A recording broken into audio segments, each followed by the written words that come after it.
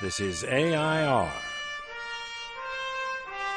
Artists in Residence Broadcasting, coming to you once a week from New York City. Hello again, I'm John Cullum, and Emily Frankel, my wife, is right here. Hello again, John Cullum. Hello, Emily. How are we doing today? We're doing fine. I enjoy talking to you, John Cullum. You do? I want to talk to you about... Well, it's a good thing you enjoy talking to me because we've been talking to each other for a long time. John. Yes, Em. Do you tell lies? Do you lie? I know that... Never. Oh.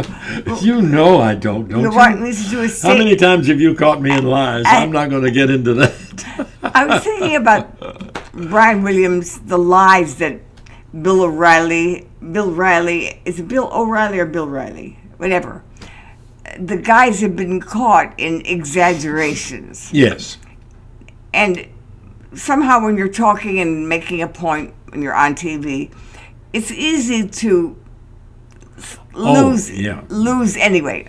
I'm not saying about them, but I'm talking about politeness lies. Well, but that's a very interesting thing that you mentioned about the radio broadcasting. Yeah. Because what happens is that people are in a sense creating a story that is dramatic, and they do it not in soap operas. They do it in the news.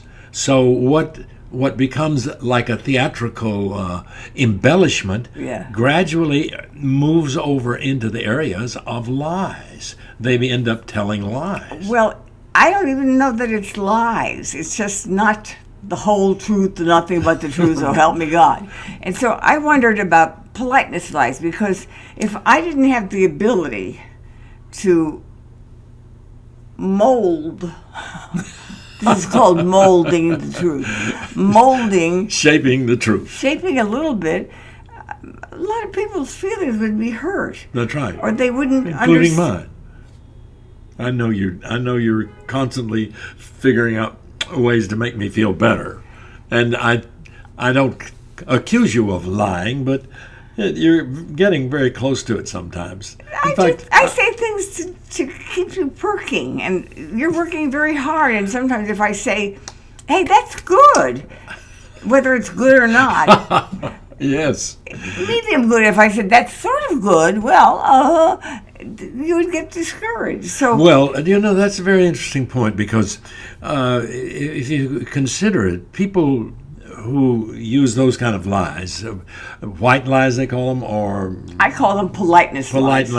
That's my invention. But they almost always are positive, unless you are doing them for some vindictive reason. Well, I'm only talking about positive lies. And what I'm talking about is politeness lies. I'm thinking politeness lies are kindnesses.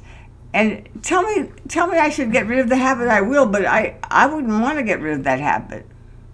Well, it makes it, you can also call them lubrication lies, because it makes life move along easier, doesn't it?